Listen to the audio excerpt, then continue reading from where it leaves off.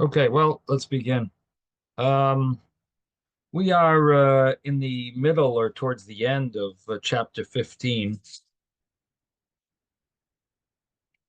We had learned about Zechariah, who had come as who was the final king of the dynasty of the we'll call it the Yehu dynasty. And basically, Zechariah, his kingdom only lasted for 6 months.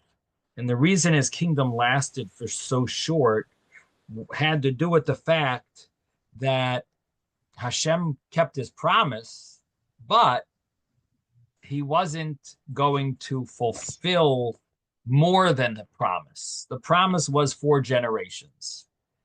And Yehu had Yehoiachaz, he had Yehoyash, Yeravam the second, and now Zechariah. This was the promise. Hashem promised Yehu such a blessing. He killed out Achav's family. He wiped out the Baal worship, and this was he gave him this blessing of 4 generations. He got it, but that is the blessing in a certain sense is vague. It could have allowed Zechariah to last a regular lifetime of a person, not 6 months of reigning. But because of the actions of Zechariah, and in addition to what his father and his grandfather, that they did not try to take things a step further um, than Yehu initially did. But he did wipe out Achav's family, but he didn't ultimately switch as much as he could have, as much as they should have. They should have continued, and they didn't. So in a certain sense, they didn't change. They wiped out Achav's family because Achav was worshiping idols. Their family was worshiping idols, but in the end, they were basically doing the same thing. So Hashem said, "Okay, 6 months, and that's it. Zechariah can be finished, is terminated after 6 months." And this Shalom ben Yavesh killed Zechariah. He conspired against him. The Hebrew word for that is Vayikshar Olav. And he killed him. And now it's interesting, it mentions that he killed him in front of the people. Kaval which they translate as opposite the people. The commentaries translated as opposite the people. Targum, the Metzudah Sion brings that's the translation of opposite as kaval in Aramaic. So kavala means basically opposite the people. He was killed in front of them. Now, commentaries want to say there must be some meaning behind that he killed them in front of the people, implying that the people did not really care much about Zechariah. He wasn't popular. And that's why he could have been killed in front of the people. And in other words, it was not done in secret. This was done in public. This assassination happened in publicly, and so basically the understanding is that he wasn't so popular. But again, the point is, and you see it hinted to in the verses, that verse 12, it's that this was in order to fulfill the command, to fulfill the promise that Hashem gave Yehu. Like the reason he lasted 6 months was because of the promise that Hashem promised Yehu. Meaning, if not for that promise, he would have even been less. It was only to fulfill the promise, and the idea is that it's their fault. He could have lasted longer. It could have gotten, it didn't have to be, but because it was only because of the promise, Hashem let him last for the 6 months, and if not for that, if not for his wickedness, it could have been a lot longer, and if not for the promise, it would have even been shorter. or he wouldn't have even reigned. Um,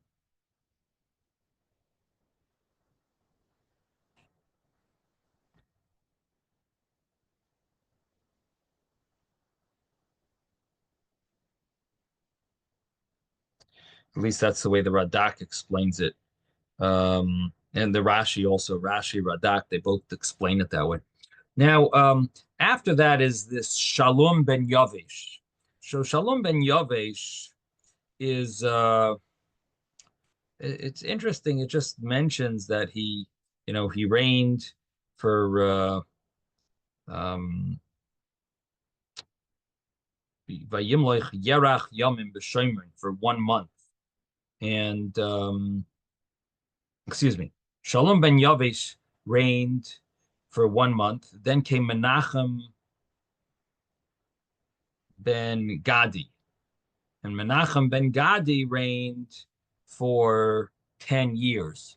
So we've got Zechariah 6 months, Menachem, Zechariah, then came this Shalom for 1 month, 6 months, 1 month, now and then 10 years. Ben Ben Menachem ben Gadi.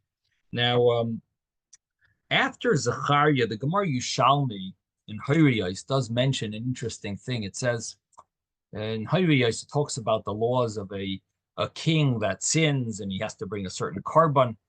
So it mentions over there that after Zechariah, all the other kings that came after him, the few kings, as the Shalom, Menachem, we'll see there's Pekachia, Pekach, Hoshea.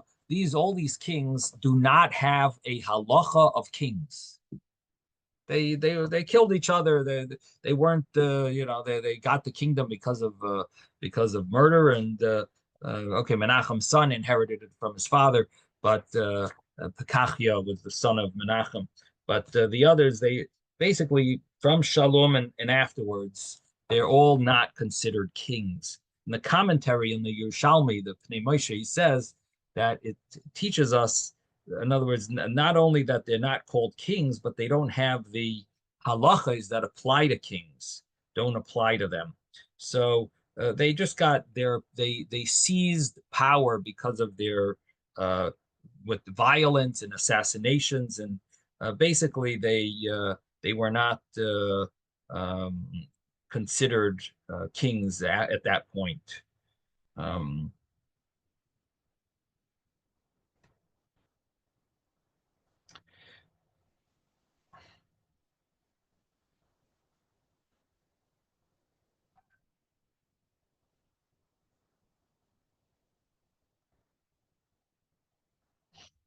Now, so that's an important Yerushalmi to mention. But nevertheless, they were leader. They were uh, they they uh, uh, they did lead the country. They weren't considered kings, but they took over. They forced their way in.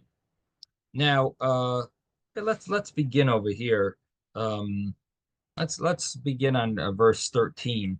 So we're chapter 15, verse 13. Shalom, the son of Yavesh became king in the 39th year of Uzziah, king of Yehuda, reigned for 1 month in the Shomron. Menachem, the son of Gadi, went up from Tirzah, came to Shomron. He struck down Shalom, the son of Yavesh, in Shomron, killed him, and he reigned in his place. So we've got Shalom who killed Zechariah. Then we've got Menachem killing Shalom. And the rest of the deeds of Shalom and his conspiracy that he organized, that Shalom organized to kill Zechariah, behold, they record in the book of Chronicles of the Kings of Israel. As we mentioned before, there were books, there were historical books each of the kingdoms had, just to keep track that they would, someone would write the history for each of the kingdoms. And ultimately, interestingly enough, it says that Ezra took from those books and he compiled Sefer Divrei Hayamim based on those books. Of course, it was canonized and written with divine inspiration, but he compiled it based on what he found in those books. Obviously, Hashem directed him to write it exactly as if it was dictated from Hashem, but the idea is that it was all that the information he got was from these books, which we don't have access to. We don't have these books of the chronicles of the books of the chronicles of the kings of Israel. We have Book of Chronicles, but not the books that they're referring to. Now, in verse, it's interesting that it does not mention that Shalom was a sinner.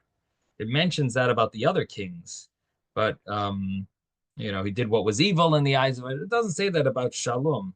So it's interesting. It's a little unclear. Um, I mean, he didn't have much of a reign. He reigned for 1 month, so that could be an answer as to why it doesn't say that he was evil in the eyes of Hashem. You could maybe answer it that way, that he only reigned for 1 month. He didn't do anything. He made his party, the winning the being king, and basically his kingdom was over. So he didn't have much time to sin or to do anything good. But there is such an interpretation that possibly Shalom, the son of Yavesh, did try to get rid of the the calves that Yeravam the first Yeravam had established, and there is such a understanding in at least one of the commentaries. The Malbim wants to say such a thing about Shalom, that doesn't say that he did anything. That maybe he did, maybe he wanted to, or he tried, but in any event, Menachem, the son of Gadi, killed him, and he reigned in his place. Now, in verse 16, at that time, Menachem launched an attack from Tirzah against this city called Tifsach, all that was in it in its outlying areas, because it would not capitulate. So he struck it down. He split open all its pregnant women. This was a very sad story against halacha. Obviously, even when you fight a enemy, you're not allowed to act in a cruel way. Even if you kill, you can't kill in by that's not the allowed to be cruel. And over here, what he did was, he was the simple understanding of this story is, and there is an argument about it, but the simple understanding is that Menachem ben Gadi wanted this city to become a vassal state under his reign, and they refused to open their gate for him. So he basically took it over. He struck it down, and then he acted with this cruel way of just splitting open its pregnant women. And the other way of learning it is that there's a halacha that when you make a siege around the city, you're supposed to leave one wall empty, so that those that the people who are not combatant, they could escape. Only those that are fighting do you kill out. And so you're not supposed to siege an entire city. And this is a halacha brought down in Rambam. And so you only allowed to surround it from 3 sides. And so the case here was that the way there that you would read the pasuk, the way you would read this verse, is that Menachem ben Gadi, he smote Tifsach and everything that was in it, because loy pasach, he didn't open the 4th wall. He surrounded it on all 4 sides. He didn't leave one side open, like Pasach. So it's referring to Menachem, not Menachem ben Gadi, that refused to let people out who should have escaped because they weren't fighting, let them run away. And he refused, and he didn't fulfill that halacha, like Pasach. He didn't do that, and then he killed everyone, and he even either killed these pregnant women, or he cruelly um, tortured them, and but he didn't leave any room for these people to escape. Um, and It's interesting that the way um, in verse in verse Tes Zion, so the pasuk says the Hareseha, um, that that which we're translating as the pregnant women, but the Radak seems to have another pshat. He says that he smote out all the surrounding areas and all the Hares Shaba Baka, all the mountains of it. So, in other words, he's translating Har to be mountain, which is another way of translating. At least it's less not cruel, but that's doesn't seem to be the way the other commentaries are learning it. Um, and so, bottom line is that Menachem ben Gadi uh, destroyed the people from this city of Tifsach. Now, verse 17, in the 39th year of Azariah, the king of Yehuda, Menachem, the son of Gadi, became king over Israel. So now it tells us that what year was it for the king of Judah? This was um, we know Azariah, which is also named Uzziah, the king of Yehuda, and he lasted 52 years as king. So this is in the 39th year of his kingdom. And this is when Menachem, the son of Gadi, became king, and he reigned for 10 years in the Shomron. This is again in verse 17 we just read. King reigned 10 years in Shomron. 18, he did what was evil in the eyes of Hashem. He did not turn away from the sins of Yeravim ben Nevat, that he caused Israel to sin all his days. And now it tells us about king of Assyria, and it uses the name Pul. Now, Pul, the Gemara says that the king of Assyria had many names, and one of them was Tiglath-Pileser, one of them was Sancheiriv, Shalmaneser. He had a number of names. It's all referring to the same king who exiled the 10 tribes.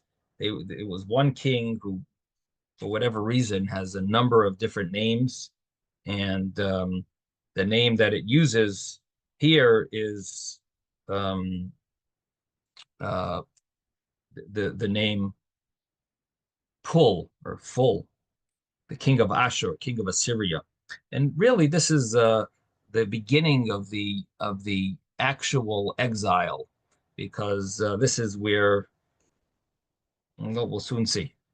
Verse 19, Pul, the king of Assyria, came upon the land. Menachem gave Pul 1,000 talents of silver, that his hand should be with him to secure the kingship in his hand. So basically, the king of Assyria was conquering lands. And at this point, Menachem ben Gadi is nervous. King of Assyria is going to put his own king over here, and I'm not going to be king anymore. And he's taking us over, taking over. So he decided to let him just pay him a fine, pay him a bribe him, and maybe he'll let us go. Additionally, the understanding is that he thought that it would give him secure the kingship in his hand, that like he would give him some type of a feeling like you'll protect us a little, you'll maybe we'll feel that we have your protection, which of course the commentaries bring that was one of his major downfalls, Menachem, for putting his trust in Pul instead of in Hashem. But That's what he does. He gives him this money, 1,000 talents of silver, which obviously was a lot of money in those days.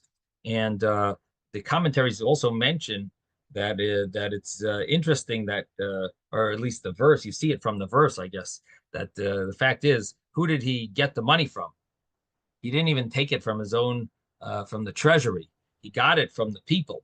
As it says in verse 20, Menachem exacted the money with tax upon Israel, upon all the powerful men of the army, give 50 shekels of silver per person for the king of Assyria. And the understanding was that he made them pay for it, and he ultimately paid him off in claiming that he'll give us protection, and he got them to pay for it. There is an understanding that he got the heads of the army to pay it, and he told them, "You're not really, you're just putting out the money. Really, we're going to get it from the from all the soldiers are going to have to give a small tax. You have to just put you have to." So he put it on the Giboire Hachayil and like the commanders and so on, and he got them to pay it, and then they would collect it from the rest of the people, or for the rest of the soldiers, and and uh, he ultimately gave that money to this king of Assyria, uh, and uh, and sure enough, it worked, at least for a little while. Except that the king just took the money and took off, and he did not protect them at all. The king, as verse 20 continues, Menachem exacted the money with tax upon Israel, upon all powerful men to the of the army, to give 50 shekels of silver per person for the king of Assyria. The king of Assyria then went back. He did not remain there in the land, which the commentaries understand to mean that he didn't even protect them. He took the money and took off, even though this Menachem ben Gadi was expecting to get some protection with this money, but it didn't really didn't he didn't keep his promise. Anyway, 21 verse. Yes.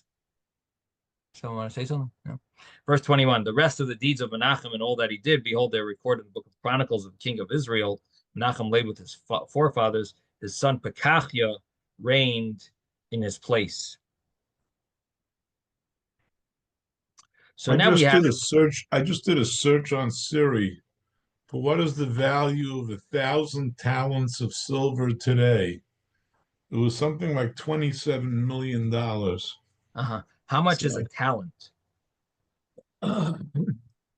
That's another question. That's what I have. That's what I have. Right. Hey Siri, how much is the talent? Ancient unit of measurement, 75 and 100 pounds. Between 35 to 75 to 100 45 pounds. kilograms. Yeah, precious metals, and yeah, Uh-huh. varying in value between 75 and 100 pounds. Okay. That's the weight. The weight of it is. Right. Okay. Well, because you could just look up, yeah, what an ounce is.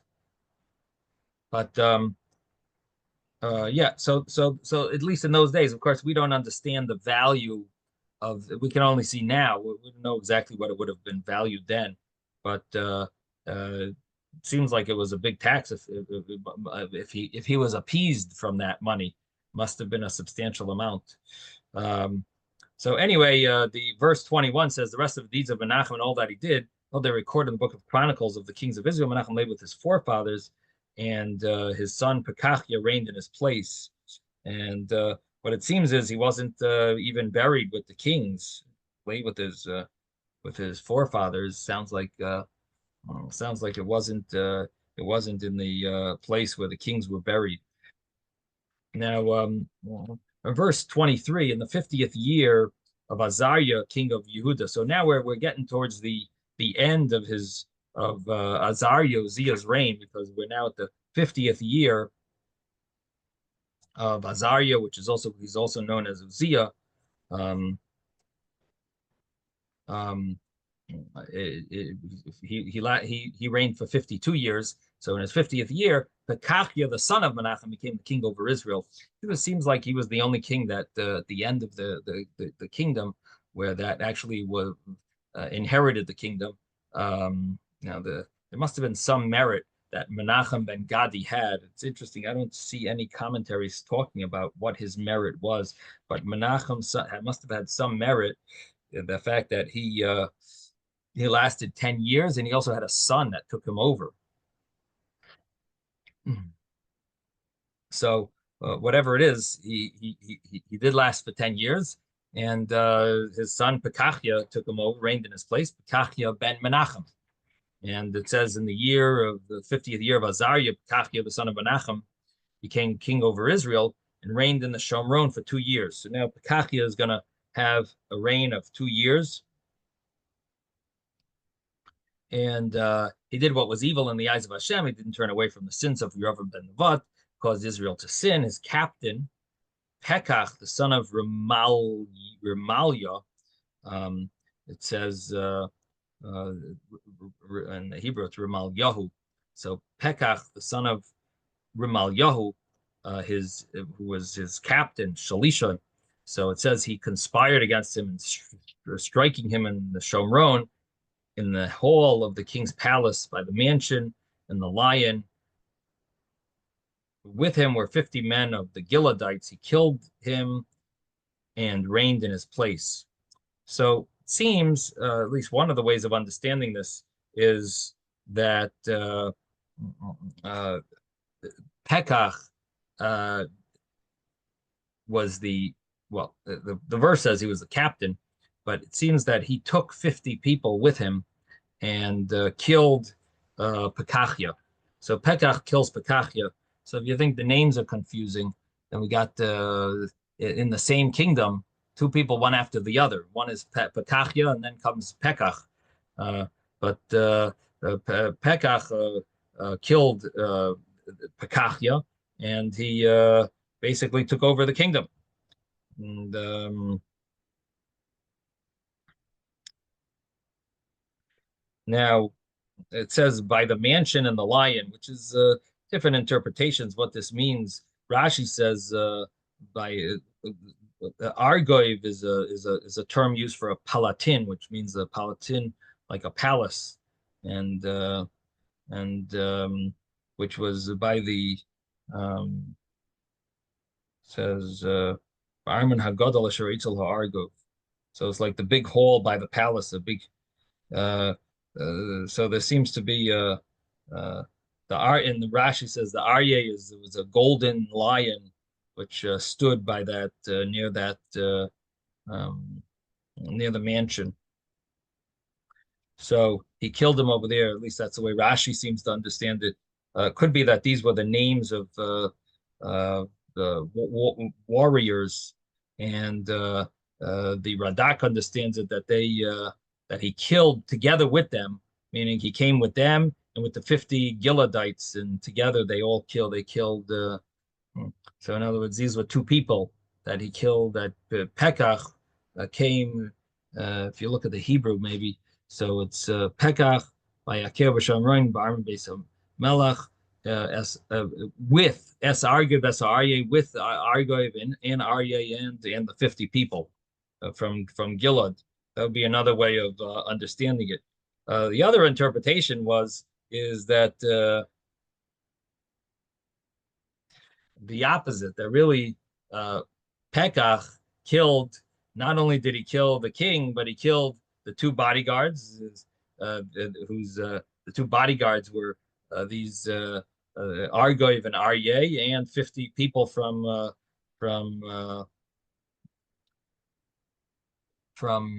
Gilead. So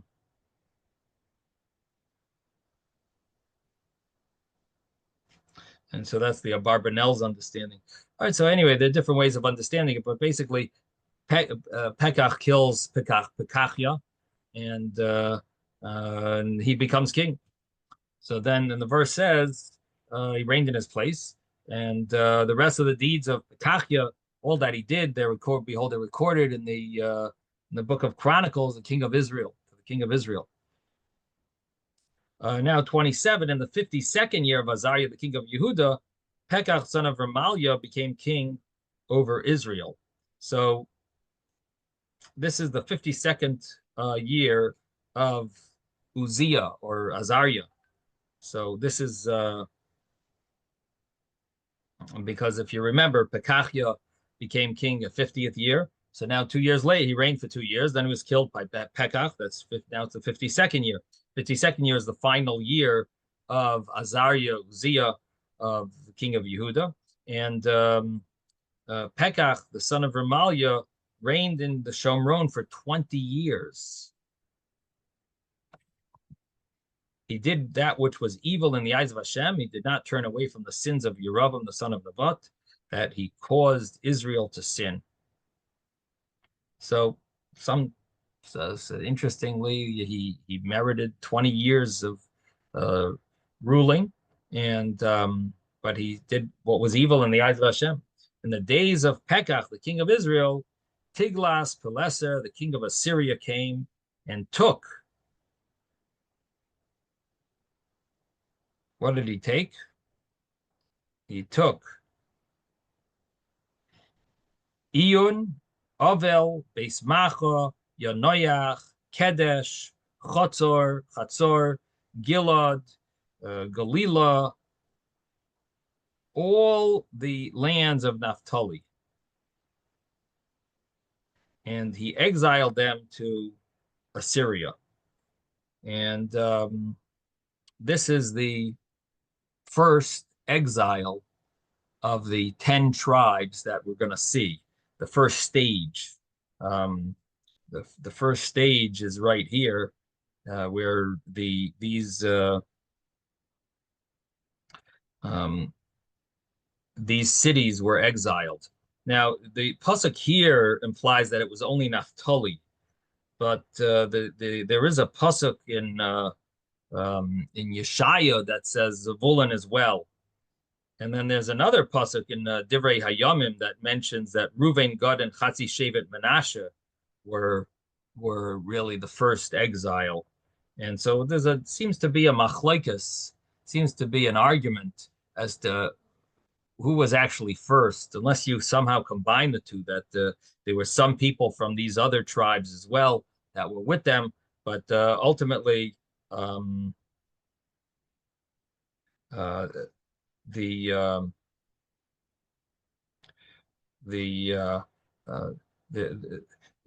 were different stages of this exile. Now, this is the first exile. Basically, what Assyria wanted to do, Tiglath-Pileser, again, is the same as the Sancheirav and Paul. These are all the same person. So basically, he liked to exile people after he conquered their land to make sure that they wouldn't have an uprising. They basically kind of move them from their place and not give them that comfort of feeling that they're familiar, they're familiar with their place. So he exiled them.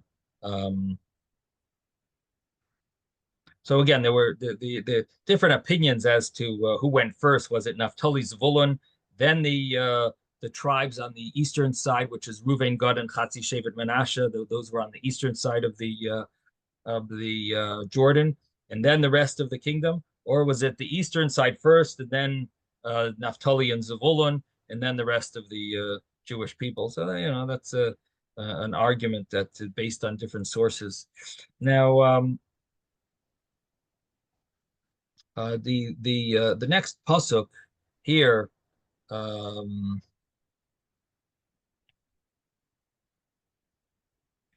Next pasuk is 30. Hoshea, the son of Elah, conspired against Pekach, the son of Remaliahu. He struck him, and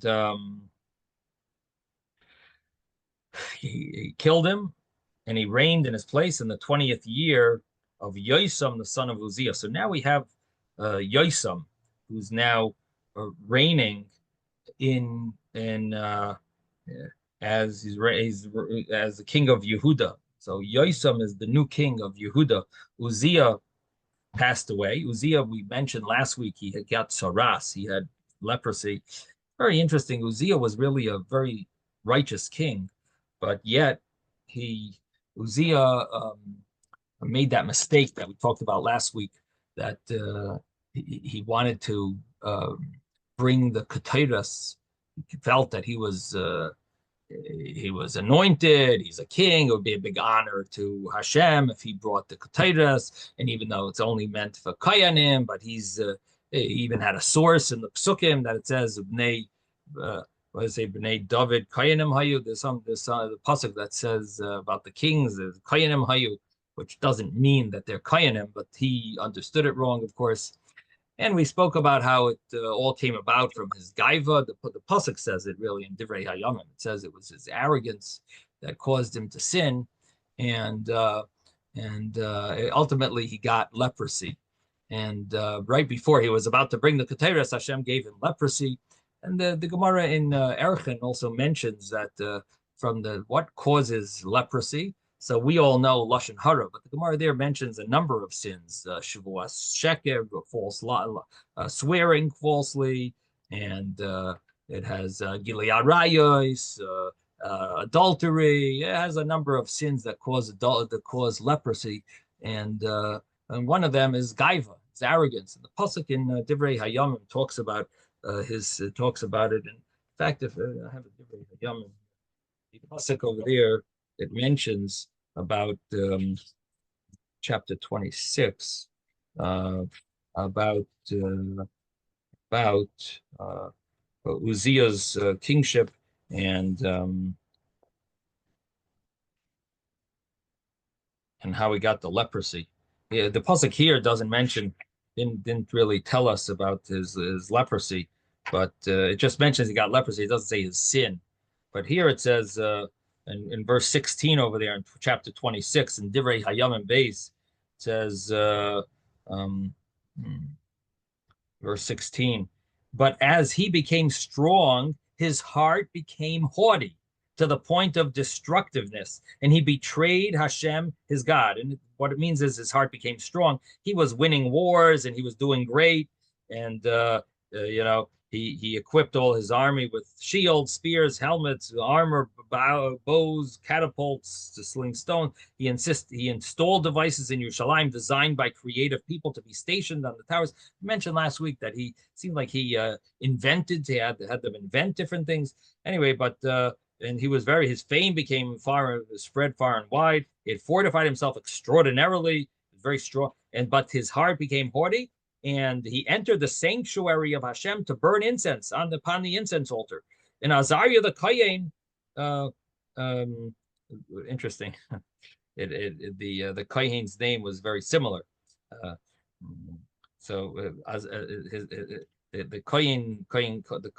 Kohen's name, or Kohen Gadol's name, was Azaryahu. His name was Azariah and Uzziah. But anyway, so he came with the 80 Kohenim. And they tried to stop him. They stood and they said, "It's not for you, Uzziah, to burn incense to Hashem, but it's the Kohen, the descendants of Aaron, who are consecrated to burn incense. Leave the temple. You have been treacherous, and this will not bring you honor from Hashem." But Uzziah became enraged, and he already had a censer in his hand for burning incense, and he had as he was becoming enraged with the Kohenim, a leprous growth appeared on his forehead in the presence of the Kohenim in the temple of Hashem near the incense altar. So it all boiled down to this arrogance. And Azariah, the chief Kohen, and all the other Kohenim turned to him. Behold, he was leprous on his forehead. They rushed him out so that he too hastened to leave. Hashem had afflicted him, and he was a leper till the day of his death. He dwelt in his leprosy in a place, and that's what I was mentioning, in this place called Hachavshis, this place of asylum. But really, there's different interpretations what that means.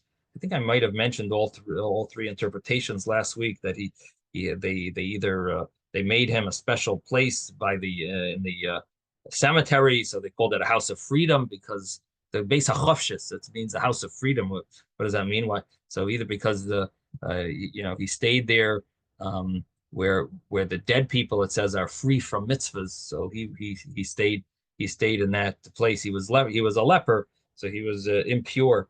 Another interpretation is that he was a beis hachofshis. He was free because he was no longer king, so he was free. And then another interpretation is he had to dwell outside of the city, so it's he's not allowed to dwell.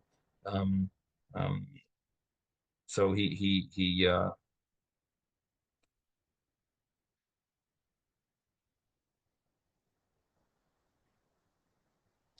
so he so he had to dwell outside of the of Yerushalayim. I guess it doesn't answer why it's called chavshis. It's uh, maybe just an interpretation that just explaining why he had to leave because you're not allowed to be inside of a walled city. Anyway, the bottom line is that Uzziah got leprosy, and so it says his son Yosam ruled in his place. It says Uzziah lay with his forefathers. He was buried with his forefathers in the burial place field of the kings. For they said he is a leper. So what's interesting is that he really was a very righteous king, except for this one sin.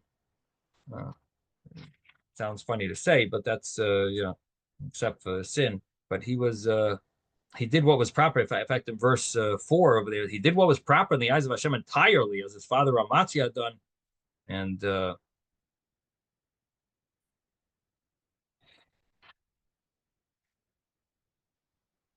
he sought out Hashem. Hashem granted him success. It's the understanding is he was some level, very certain sense, of very righteous, but um,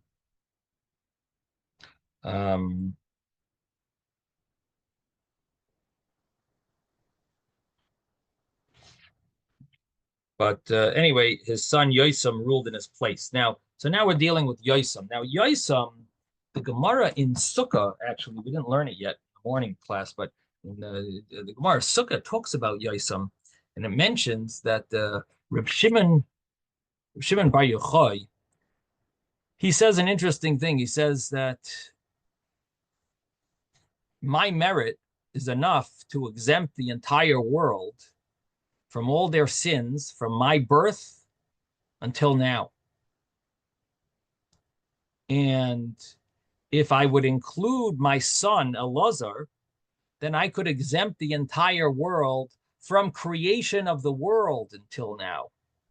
And if I would include the merit of Yosam, then I would even be able to exempt the entire world from creation until the end of history, until the end of the world, because of Yosam's merit. So, in other words, Yosam was a major tzaddik, and the understanding is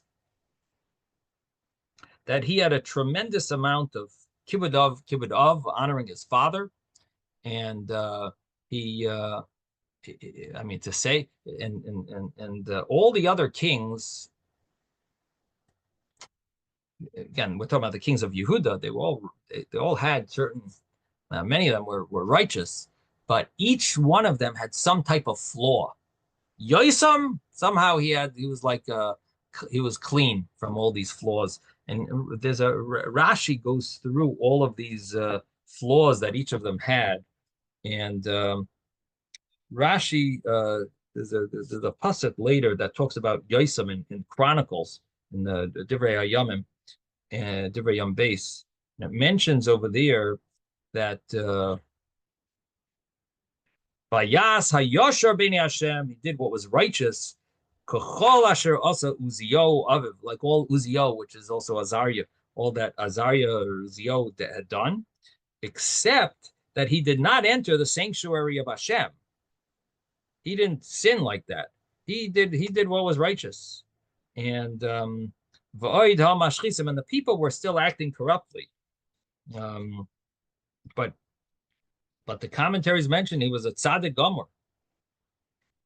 He was a very righteous. And then the Rashi over here brings for this Gemara in Sukkah. It says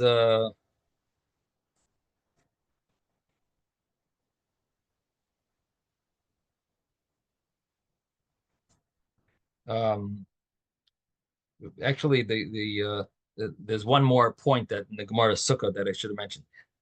Rishon ben Yochai says that Avraham, if Avram would take all the merit, all the sins of the generations until him, that would, he could exempt them. I will take all the sins from Avraham unto me. And if Yosem was with me, I would be makabel all the sins from Avraham until the end of all the generations. And then Rashi says over here, he said, that's the Gemara. Then Rashi adds in, he says, all the kings before Yosem, they all had a flaw. He says, David had a sin with Uriah, Shlomo was his wife's. They turned his heart away. Rechavam left the Torah of Hashem. Aviyah sinned with all the sins of his father. Asa took money from the treasure of Hashem to bribe to give to the enemy. Nasan Hanavi he brings Yehoshaphat joined with the Russia with Achav, and Yehoram killed his brothers, and Achazio, his mother, encouraged him to act wickedly, and the Yoash killed Zechariah, which we just learned about, and Amatzia bowed down to the Psile, to bow down to idols. Uzziah went to the Heichal. We just said that Uzziah was makta the Keteres. In Achaz, who we'll learn later about, he acted like the regular Israelite kings, not like the kings of Judah, and he did terrible sins. And Chizkiah had an issue as well. He had a certain flaw. Again, even though Chizkiah was righteous, but he did have an initial gabalev, a certain arrogance, and says the three things that he did, the rabbis didn't agree with. Menashe did what was evil in the eyes of Hashem. And so ultimately, and Tzidkiyo didn't, Yoshio didn't listen to the Navi, and that was with regard to the king Pare Neche, and Tzidkiyo did what was evil in Hashem. So each of the kings had some sin that they had, but it says Yoisam Loinimta by Shum Daifi. You don't find any sin with him. So here we're learning about Yoisam, and that's a Rashi and Divrei Hayom. Okay, so here, getting back to Malachim Beis Perek Tesvav Pasuk. We're in Pasuk 32. In the second year of Pekach, the son of Remalyo, the king of Israel, Yosam, the son of Uzziah, king of Judah, became king. And he was 25 years old when he became king.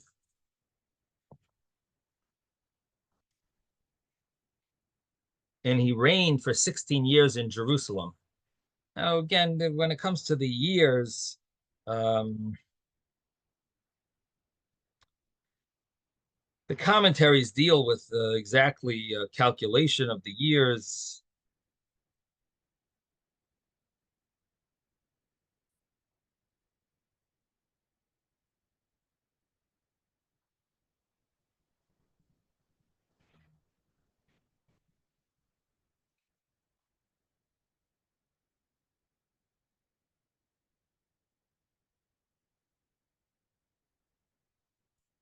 But Yosem, basically, the understanding is Yosem became king the second year that Pekach's second year. And he was 25 years old when he became king, and he reigned 16 years in Yerushalayim. He died young. He died at 40. And his mother's name was Yerusha Bar Tzadok, Bas Tzadok, Yerusha Bas Tzadok, and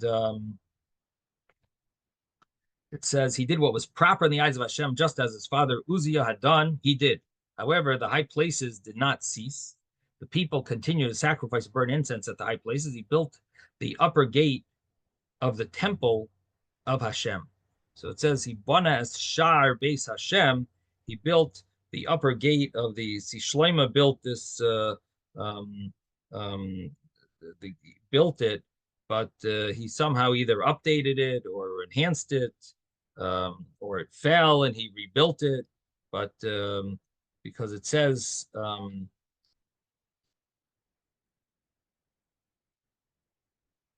it says by Yoyash, Vayiridu es Hamelach mi Beis Hashem, Vayavoyu derech Shar Harotzim Beis Hamelach. Like there was this Shar Beis Hashem Ha'elyon. Um, so it must be that it either fell or in the beginning of Malachim, it has that it says Shlomo built Shar Bein Beisayu Bein Beis Hashem. So it seems like Shlomo built it, so he must have updated it or fell and he rebuilt it. And so Yosem did what was righteous in the eyes of Hashem, but he was unable to get the people to stop bringing their sacrifices at the bamais, the high places, the altars. Now, the verse 36, the rest of the deeds of Yosem that he did, behold, they're recorded in the book of Chronicles of the kings of Judah. In those days, Hashem began to incite the king Ritzin, the king of Aram, and Pekach, the son of Remalyahu, against Yehuda. So there's two people bothering Yosem. There's the Goyim, the king of Aram, his name is Ritzin, and Pekach, the king of Israel, is bothering the kingdom of Judah. And Yosem lay with his forefathers, was buried with his forefather, the city of David, his forefather. His son Achaz reigned in his place. Oh, so I was in the middle of mentioning that Yosem, one of his special things was his father had leprosy. While his father had leprosy, he whenever he would paskin anything and decide on any law, he would always quote his father. He always had respect, and it seems that he had this element of humility to him that caused that he that allowed him to stay righteous throughout his life, which means that in a certain sense, it's the arrogance of the kingdom that causes people, that really corrupts the kings. And so Yosem had this ability to stay righteous because of his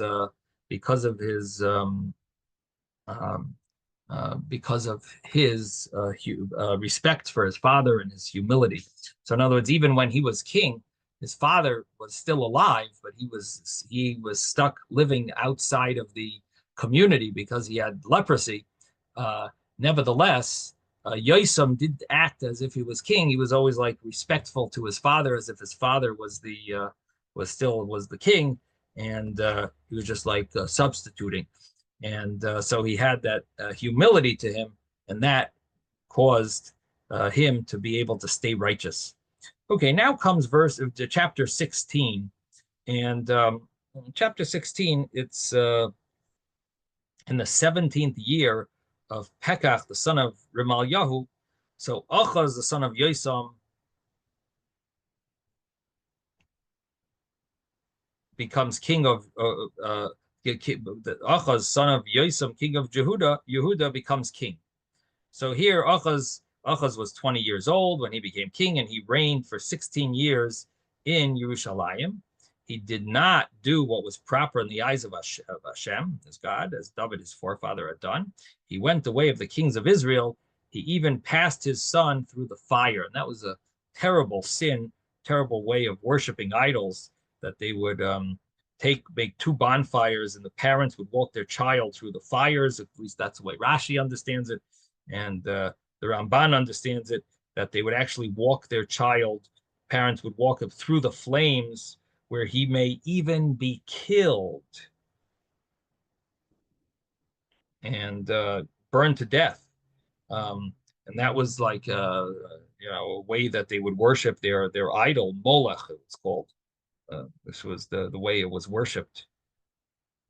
And this was like the first time we find such a Molech worship, at least by the kings in Eretz Yisrael. Was never something that they ever considered. But here Achaz did that.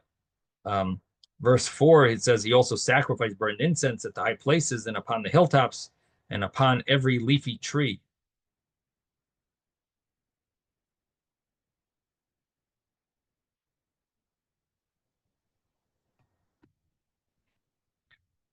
Now, what is surprising is he saw what happened to some of the tribes of the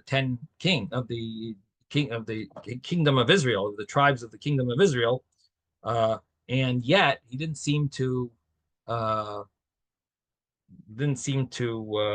learn from their mistake. Doesn't he realize that they're being punished for idol worship and for all their sins? He's acting exactly like they did. He sees that what's happening. He hears probably the prophets, and yet he's still sinning like this. Now,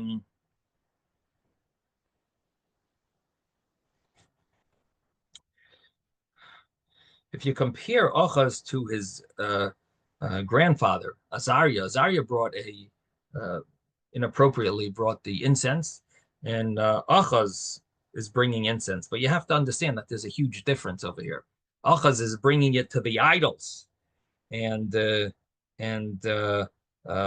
his grandfather went into the Beis Hamikdash, but he brought it to Hashem at least. So there's this is like a huge huge downfall from the level of what we would expect from the kingdom of Judah. After this, Ritzin, the king of Aram, and Pekach, the son of Remaliah, king of Israel, went up to do battle against Yerushalayim. They besieged Achaz, but could not defeat him. I'm going to stop here. Sei gesund, everyone. Have a wonderful evening. Thank you, Rabbi.